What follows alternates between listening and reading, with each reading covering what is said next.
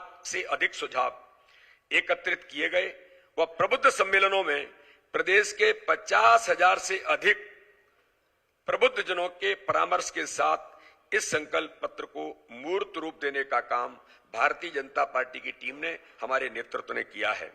इसलिए इस यात्रा में एमपी के मन में मोदी अभियान के तहत लोगों की जन आकांक्षाओं का संकलन किया गया। साथ ही प्रदेश के सभी 52 जिलों में जो प्रबुद्ध सम्मेलन हुए, इसके बाद गहरा शोध करके हमने 5 साल में विकास के विजन स्वरूपी इस संकल्प पत्र को तैयार भारतीय जनता पार्टी के हमारे नेतृत्व ने किया है। भाजपा संकल्प से सिद्धि के तक के सफर में विश्वास रखती है। 2018 में हमने जितने संकल्प लिए, उन संकल्पों पर हमारे नेतृत्व ने लगातार काम करते हुए आज मध्य प्रदेश में जो विकास की धारा पिछले 20 वर्षों से चली है, उसी धारा को गति और प्रदेश के स्वर्णिम काल के पथ को प्रशस्त करने के लिए हमारा संकल्प पत्र अत्यंत महत्वपूर्ण है। हमें संकल्प पत्र में लिए गए संकल्पों के माध्यम से भाजपा सरकार में रखी गई विकास की आधारशिला को समापन तक पहुंचाने का काम और उसे कार्य रूप में परिणत करने का काम, जिस प्रकार से मध्य प्रदेश की सरकार ने काम मध्य प्रदेश के अंदर किया है, जनता कहती है कहां मध्य प्रदेश के अंदर जो 2003 का बीमारू राज्य था, आज विकसित मध्य प्रदेश की श्रेणी में आकर के खड़ा हुआ है और अब ये मध्य प्रदेश स्वर्णिम मध्य प्रदेश बनेगा। इस संकल्प के साथ प्रदेश की जनता के आशीर्वाद से हम फिर इस बार प्रचंड बहुमत के साथ भाजपा की सरकार बनाएंगे। जनता कर रही मध्य प्रदेश के अंदर ये पुकार के भारतीय जनता पार्टी की सरकार ने जो काम मध्य प्रदेश के अंदर किया है, तो विकास और गरीब कल्याण के साथ आज इस मध्य प्रदेश के अंदर मोदी की गारंटी, मतलब गारंटी पूरी होने की गारंटी के साथ ये संकल्प पत्र आज हम सब लोग मिलकर के आज यहां पर माननीय राष्ट्रीय अध्यक्ष जी के नेतृत्व में मध्य प्रदेश की जनता को समर्पित करेंगे। मैं पुनः एक बार माननीय राष्ट्रीय अध्यक्ष जी का धन्यवाद करते हुए, पूरे नेतृत्व को धन्यवाद करते हुए सभी पत्रकार मित्रों का स्वागत करता हूं कि आपके सामने आज ये संकल्प पत्र जो मध्य प्रदेश को स्वर्णिम मध्य प्रदेश बनाने की ओर लेकर के जाएंगे, इसी आशा और विश्वास के साथ मैं आप सभी पत्रकार मित्रों का पुनः एक बार स्वागत और अभिनंदन करता हूं। बहुत बहुत धन्यवाद। जय हिंद, जय भारत। धन्यवाद माननीय प्रदेश अध्यक्ष जी। और उद्बोधन की श्रृंखला में मैं आमंत्रित करता हूं भारत सरकार में केंद्रीय मंत्री आदरणीय श्री प्रहलाद पटेल जी को कि वे आएं और संक्षिप्त तौर पे अपना एक उद्बोधन रखें।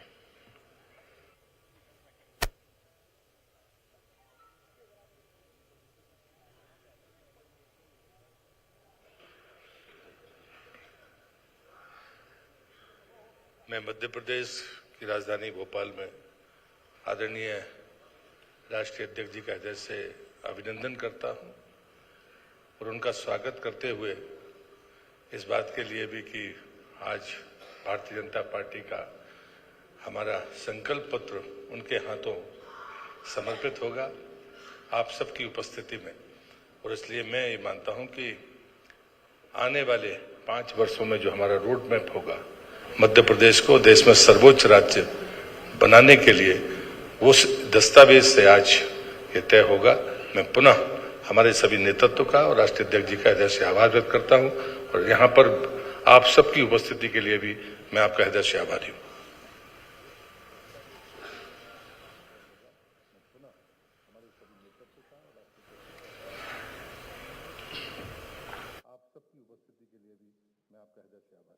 अगली श्रृंखला में मध्य प्रदेश के यशस्वी मुख्यमंत्री और लाडली बहनों के लाडले भैया और लाडली भांजियों और भांजियों के लाडले मामा आदरणीय श्री शिवराज सिंह जी चौहान से आग्रह करता हूं, कृपया अपना संबोधन हम सबको प्रदान करें।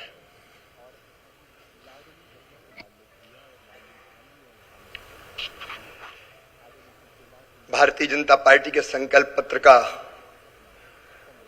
विमोचन करने हमारे सौभाग्य से पधारे हुए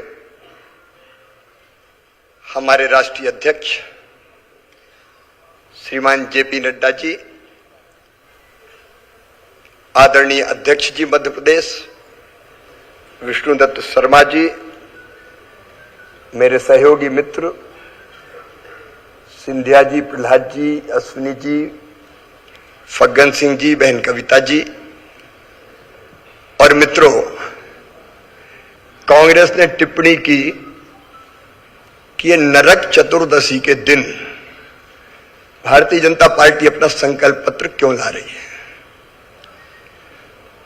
कांग्रेस को, कांग्रेस के नेताओं को भारत, भारतीय संस्कृति, हमारे जीवन मूल्य, इतिहास, इसका ज्ञान ही नहीं है। नरक चतुर्दशी के दिन ही भगवान श्री कृष्ण ने नरकासुर, जिसने 16,000 रानियों को कैद कर रखा था, उसका वध करके उनको मुक्त कराया था। तो ये बहनों की मुक्ति का दिवस भी है, उनके आत्मसम्मान और स्वाभिमान से जीने का दिवस भी है। लेकिन दिक्कत यह कि इतिहास की पूरी जानकारी रहती नहीं है। हमारी एक बहन आती और भगवान राम को 13 सालों के लिए वनवास भेज देती है। कई बार वो कंस की पूरी हिस्ट्री नहीं पता, लेकिन कंस मामा कह देती है। मुझे लगता है इसके पहले, बोलने के पहले सोच समझ के उनको बोलना चाहिए। आज का दिन हम जानते हैं कि बहुत पवित्र दिन है, छोटी दिवाली है, और आज के दिन का जो शुभ संकल्प है हमारा, और सौभाग्य से नड्डा जी के हाथों संकल्प पत्र का विमोचन हो रहा है, और यह गारंटी है हमारे नेता, देश के प्रधानमंत्री श्रीमान नरेंद्र मोदी जी की। हम अक्षरशः संकल्प पत्र को अक्षरशः रोड मैप बना के मध्य प्रदेश के विकास के लिए और हमारे प्राणों से प्यारी जनता के कल्याण के लिए अक्षरशः नीचे उतारेंगे। मित्रों, मेरे मन में आज संतोष का भाव है ये कहते हुए कि हमने जो सोचा था और पहले कहा था, वो हमने पूरा करने का हर संभव प्रयास किया है। जो योजनाएं जन कल्याण की भी बनी, वो केवल कागजी योजनाएं नहीं थी। जनता की तकलीफ देख के, उनका दर्द और परेशानी देख के, और कई बार तो उनकी पंचायतें बुला के उनसे सलाह मशवरा करके हमने मध्य प्रदेश में कई जन कल्याणकारी योजनाएं बनाई।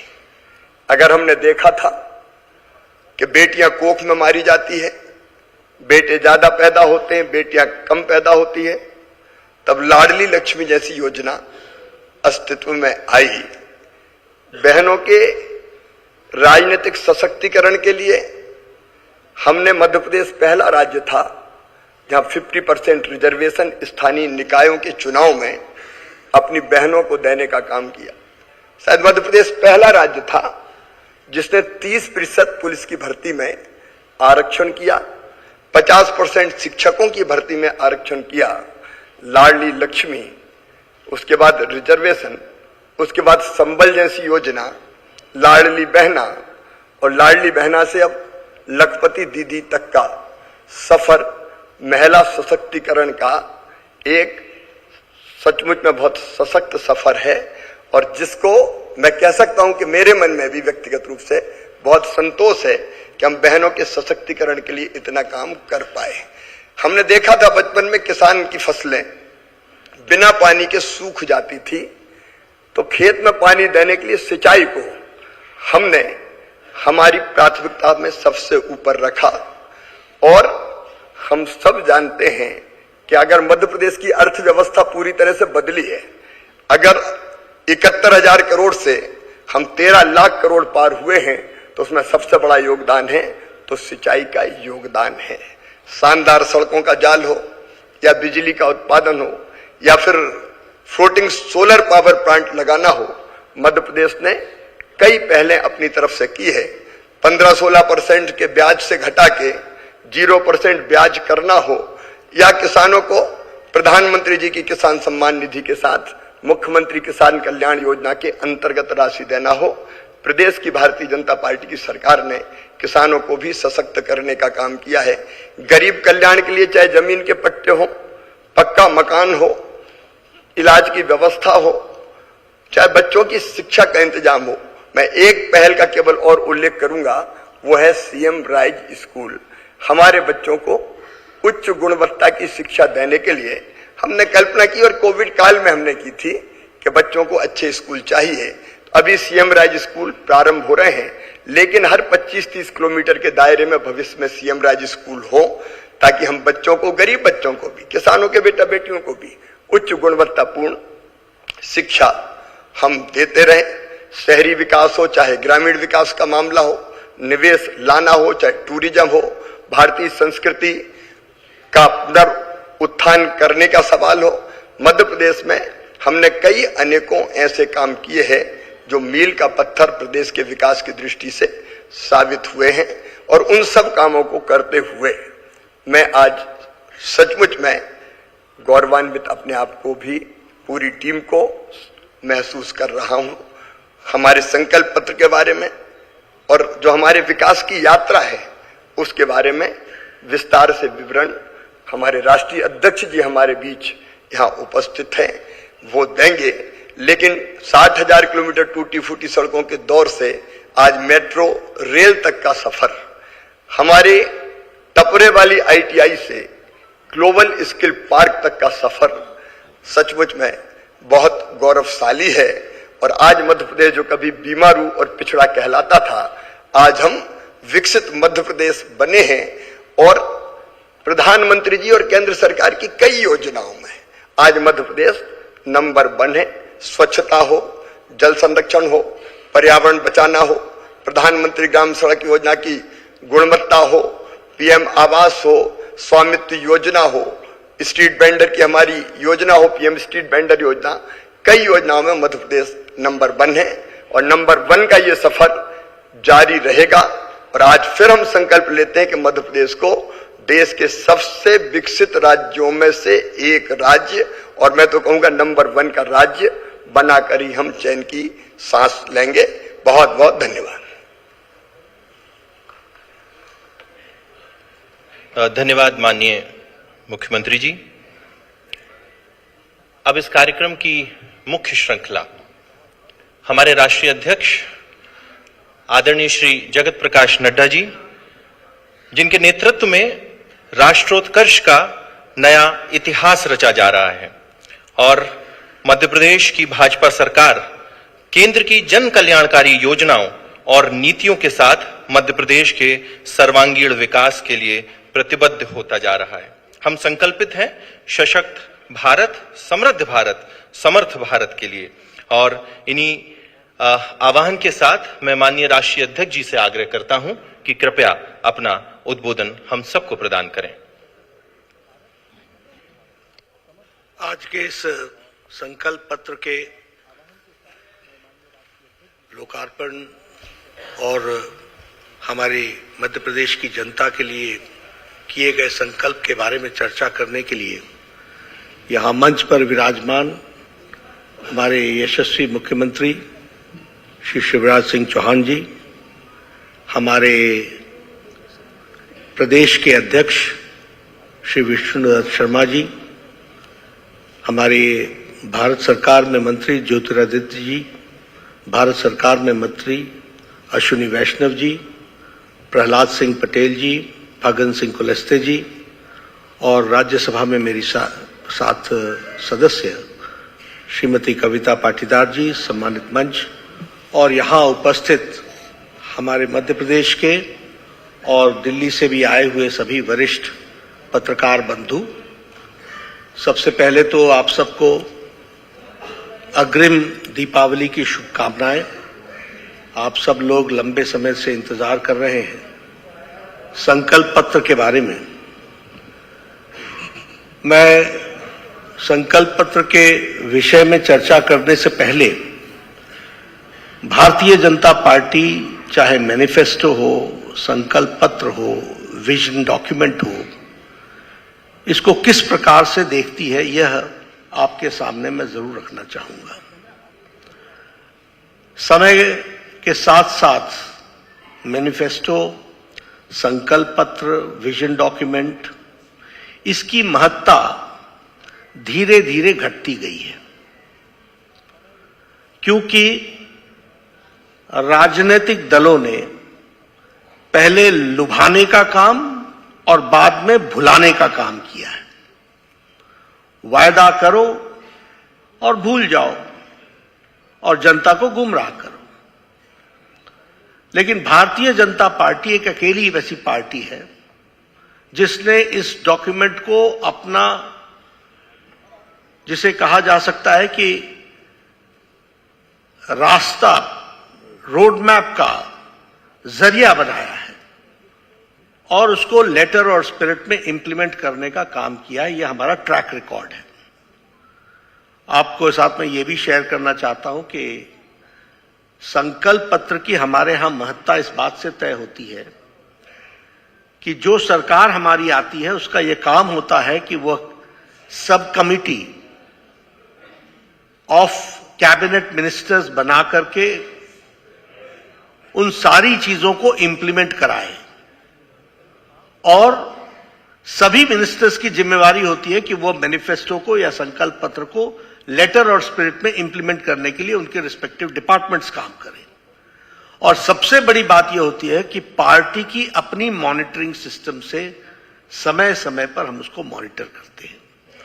इसलिए जब मैं ये आपसे चर्चा करता हूं तो मैं ये कह सकता हूं कि हमारे प्राइम मिनिस्टर मोदी जी के सुपरविजन में चाहे एमपी का डेवलपमेंट हो, चाहे किसी और स्टेट का डेवलपमेंट हो, उसमें जो मूल बात होती है वो होती है गरीब कल्याण, और गरीब कल्याण के लिए एम्पावरमेंट ऑफ द पुअर। उसके लिए रिफॉर्म्स, ट्रांसफॉर्म एंड परफॉर्म। आप उसके लिए पॉलिसी में भी रिफॉर्म्स लाओ, कुछ चीजें बदलनी हो तो वो भी बदलो, और उसको अपने एक्टिविटी में लाओ। इस बात को हम हमेशा एम्फेसाइज करते रहे। और जब मैं सारी बातें आपसे कर रहा हूं, अभी थोड़ा सा इन्होंने इंडिकेशन किया हमारे शिवराज सिंह जी ने, लेकिन मध्य प्रदेश के इलेक्टोरेट के सामने मुझे इस बात को भी स्पष्ट करना है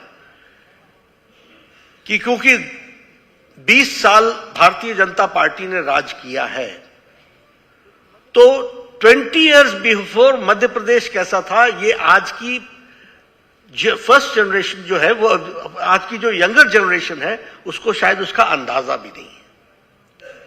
वो जानते भी नहीं है कि किस तरीके का मध्य प्रदेश था।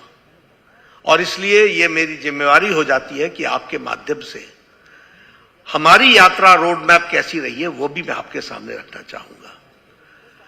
इशारे के रूप में शिवराज जी ने रखा था, लेकिन उसको रूप देने के लिए अगर मैं इंडस्ट्रियल ग्रोथ की बात करूं, क्योंकि आप सब पत्रकार हैं, आप लोगों ने सारी चीजों को कवर किया है। 2003 में 0.61% ग्रोथ रेट थी इंडस्ट्रियल ग्रोथ की। Today the industrial growth is 24% of Madhya Pradesh. ये है 20 इयर्स की यात्रा। अगर मैं फूड प्रोडक्शन की बात करूं तो फूड प्रोडक्शन हमारा 4 टाइम्स बढ़ा है। 2003 में हम 159 लाख मेट्रिक टन थे और आज हम 619 लाख मेट्रिक टन हो गए हैं। उसी तरीके से इरिगेटेड लैंड 2003 में 4,231 हेक्टेयर था जो इरिगेटेड लैंड थी। आज 16,283 हमारा हेक्टेयर इरिगेटेड लैंड है। मैं अभी रीवा के बाजार में शाम को गया था, तो मैंने उसकी रौनक देखी। मैं एक पब्लिक मीटिंग में जाना था, तो मैंने कहा ये रीवा तो बिल्कुल बदल गया, इसकी रौनक बाजार की। You will be astonished to know कि सबसे ज्यादा मोटरसाइकिल परचेज देश में रीवा में हुआ है। This shows that the purchasing capacity of the farmers कितनी बढ़ी है। और जब मैं संकल्प पत्र की बात करता हूं तो मैं इन बुनियादी बातों की बात करता हूं,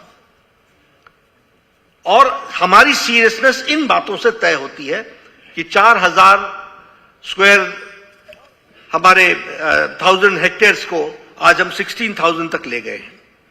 एग्रीकल्चरल लोन कांग्रेस के जमाने में 16% पर मिलता था, आज 0% पे एग्रीकल्चर का लोन मिल रहा है। अब किसान के प्रति कौन समर्पित रहे हैं, ये अपने आप में इस बात की कहानी बताता है। अगर मैं बात करूं total income of the state, अब आपका इनकम 2003 में 71,594 करोड़ था। आज आपकी स्टेट की इनकम 13,20,000 आज आपकी लाख करोड़ आपकी इनकम है। अगर मैं पर कैपिटा इनकम बात करूं मध्य प्रदेश की, तो 2003 में 11,718 रुपए आपकी सालाना आपकी एवरेज इनकम थी। आज 2023 में हमारी इनकम एवरेज इंडिविजुअल 1,40,000 है। अगर मैं स्टेट बजट की बात करूं तो 14 टाइम्स स्टेट का बजट बढ़ा है, 23,000 करोड़ से बढ़कर के 3,14,000 करोड़ हो गया है। अगर मैं ग्रॉस स्टेट डोमेस्टिक प्रोडक्ट की बात करूं तो वो 19 टाइम्स बढ़ा है, जिसकी बात शिवराज जी ने की, रोड कनेक्टिविटी की। मैं 20 साल पहले जब आया करता था और यहां से जबलपुर जाना पड़े या इंदौर जाना पड़े तो घंटों लगते थे। आज कनेक्टिविटी 60,000 किलोमीटर उस समय बना था, आज 5 लाख किलोमीटर की सड़क आपकी बनकर के तैयार हुई है। एनर्जी प्रोडक्शन में 5,000 मेगावाट्स आप प्रोड्यूस करते थे, आज 29,000 मेगावाट्स आप प्रोड्यूस कर रहे हैं। हेल्थ मेरा सब्जेक्ट रहा है। 2003 में आपके पास 5 मेडिकल कॉलेज थे, आज 30 मेडिकल कॉलेजेस हैं। आप समझ सकते हैं कि विकास के दृष्टि से किस तरीके से, और इसीलिए जब मैं ये सब कहता हूं तो मैं हमेशा कहता हूं we believe in politics of report card. आपको रुचि होगी जरूर, लेकिन हमारी रुचि ये है कि हम आपको बताएं कि हमारे को अगर आपने शासन में लाया तो हमने क्या करके दिया है, और ये रिपोर्ट कार्ड रखना ये भी हमारी इंपॉर्टेंट आयाम है। लेकिन इसके साथ साथ लास्ट माइल डिलीवरी, इस पर भी हमने बहुत जोर दिया है। इसलिए बेनिफिशियरी को कैसे पहुंच सके और हम अकाउंटेबल कैसे हो सके, इसकी चिंता भी हमने की है। जो कहा था वो हमने तो किया ही किया, फिर चाहे वो कस्टम हायरिंग सेंटर्स की बात हो, चाहे किसान मित्र योजना की बात हो, फिर चाहे वो हमारे एमपीज के कंट्रीब्यूशन। आज एमपी का जो कंट्रीब्यूशन है मध्य प्रदेश का ऑर्गेनिक में, वो 40% है ऑर्गेनिक प्रोडक्शन में, and it is number 1 state, number 1 पर खड़ा है।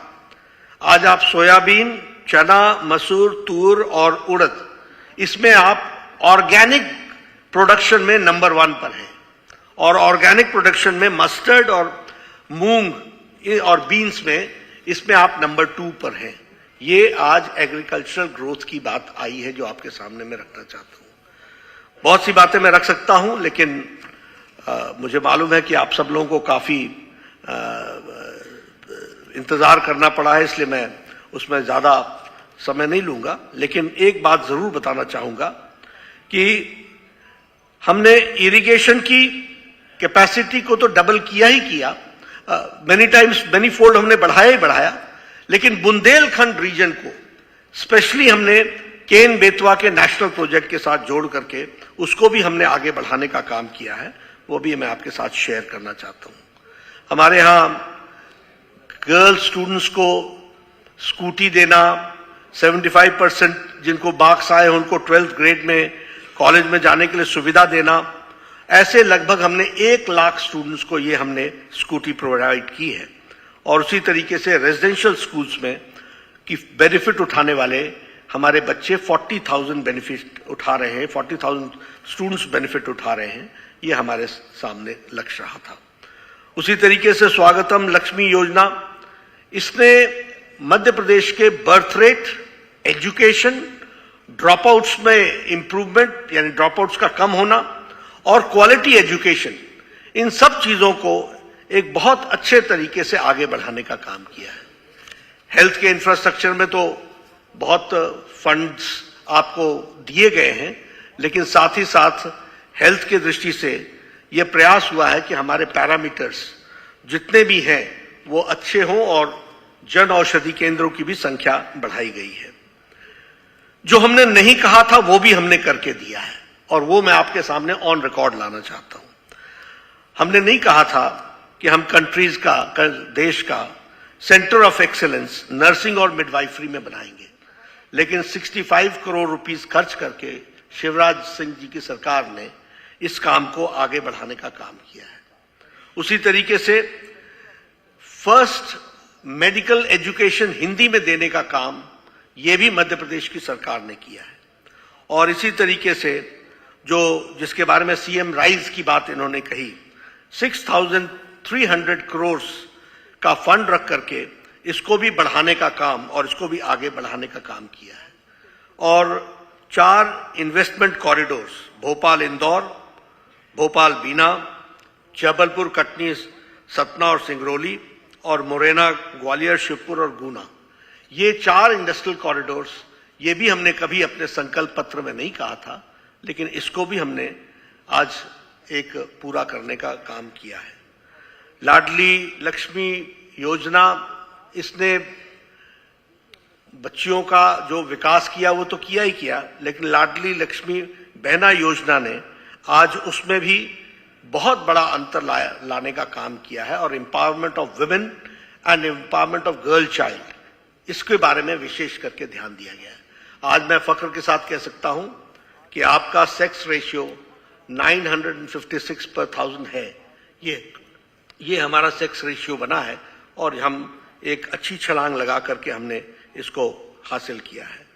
मुख्यमंत्री किसान कल्याण योजना, इसको प्रधानमंत्री किसान सम्मान निधि के साथ जोड़ करके किसानों को for the first time 12,000 rupees उनके सालाना, उनको किसानों को अपने इक्विपमेंट्स को खरीदने के लिए वह भी देने का काम किया है।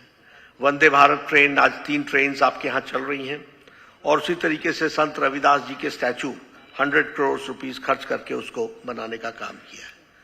मैं यहां आपसे ये कहना चाहूंगा कि गांव, गरीब, वंचित, पीड़ित, शोषित, हमारे आदिवासी भाई, हमारी बहनें, हमारे युवा, हमारे किसान, इन सभी सेक्शंस ऑफ द सोसाइटी के एम्पावरमेंट का काम हम लोगों ने अपने लक्ष्य में रखा है। और इस बार के संकल्प पत्र में लाडली बहन योजना के तहत 1,30,00,000 बहनों को हम फाइनेंशियल असिस्टेंस के साथ साथ हाउसिंग फैसिलिटी भी देंगे और उनको पक्के मकान देंगे, इसकी हमने व्यवस्था उसमें जोड़ी है। उसी तरीके से हम जो हमारी गांव की बहनें हैं, रूरल वुमेन हैं, उनको लखपति बनाने के लिए special training and skill development का काम हम अपने में लेंगे, और इनकी जो संख्या है लगभग 2 लाख से ज्यादा, उनको हम 21 वर्ष में हम आर्थिक मदद उनको देंगे ताकि वह उस दृष्टि से विकास कर सके। जहां तक हमारे किसान भाइयों का सवाल है, गेहूं की परचेज हम प्रति क्विंटल 2700 में प्रति क्विंटल करेंगे, और धान का परचेज हम 3100 प्रति क्विंटल के हिसाब से करेंगे। और हम जो 12,000 एनुअली बेनिफिशियरी किसान सम्मान निधि में दे रहे हैं, उसको मुख्यमंत्री किसान सम्मान निधि के साथ आगे बढ़ाते चले जाएंगे। जहां तक जनजाति समुदाय का सवाल है, उनके लिए हम 3 लाख करोड़ रुपए उनके एम्पावरमेंट के लिए, उन जनजाति भाइयों के कम्युनिटी के लिए करेंगे। और तेंदुपत्ता के लिए प्रति मानक बोरा, बैग, उसके लिए 4,000 रुपए देने का हम लोगों ने तय किया है। एकलव्य विद्यालय हर एसटी ब्लॉक में बनाया जाएगा, और हर एसटी ब्लॉक में मेडिकल कॉलेज खोलने का हम लोगों ने निर्णय किया है। जहां तक शिक्षा का सवाल है, हम free education to all poor families 12वीं तक करेंगे। इस बात को भी हम लोगों ने अपने संकल्प पत्र में दोहराया है। और हर एक डिवीजन में हम मध्य प्रदेश में एक हमारा जो आईटीआई है उसको भी हम खोलने का प्रयास करेंगे। और उसी तरीके से मध्य प्रदेश आईआईटी, और उसी तरीके से Madhya Pradesh institute of medical sciences AIIMS के आधार पर वह भी हम डेवलप करेंगे। हम लगभग हर फैमिली को सरकारी क्षेत्र में या सेल्फ एम्प्लॉयमेंट के लिए हम उनको जॉब अपॉर्चुनिटीज प्रोवाइड करेंगे, यह हमारा संकल्प है। जहां तक गरीब कल्याण का सवाल है, हमारा गरीब कल्याण अन्न योजना, उसमें हम चावल, गेहूं और दाल तो देते ही हैं, लेकिन उसके साथ साथ मस्टर्ड ऑयल और शुगर कंसेशनल रेट्स में देंगे, वो भी हम लोगों ने तय किया है। इंफ्रास्ट्रक्चर की दृष्टि से 6 न्यू एक्सप्रेसवेज बनाए जाएंगे। एक विंध्या एक्सप्रेसवे, नर्मदा एक्सप्रेसवे, अटल प्रगति एक्सप्रेसवे और बुंदेलखंड एक्सप्रेसवे और मध्य भारत विकास पथ, इस तरीके से हम इसको डेवलप करने वाले हैं। 34 रेलवे स्टेशंस को हम मोस्ट मॉडर्नाइज तरीके से तो डेवलप कर ही रहे हैं, लेकिन उसके साथ साथ 2 नए एयरपोर्ट्स, रीवा और सिंगरौली का, उसको भी हम वर्ल्ड क्लास एयरपोर्ट बना करके उसको हम समर्पित करेंगे। आपके यहां मेट्रो में भोपाल और इंदौर, इसका ट्रायल रन हो चुका है।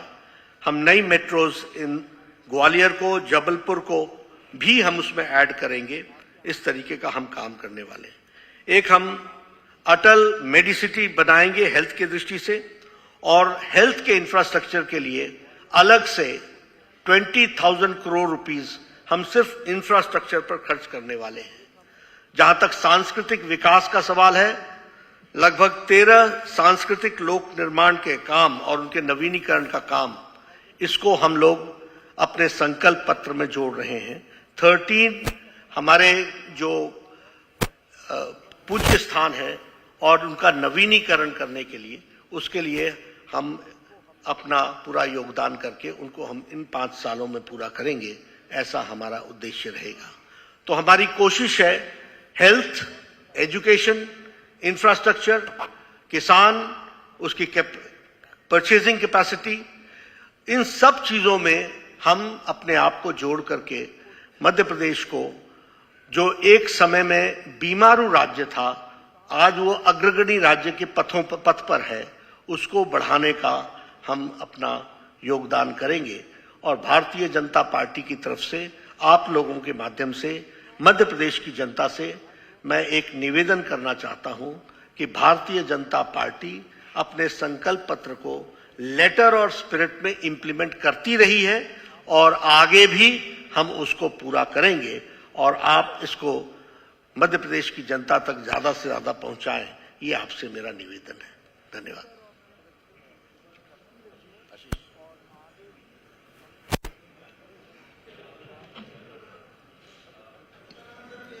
धन्यवाद माननीय अध्यक्ष जी।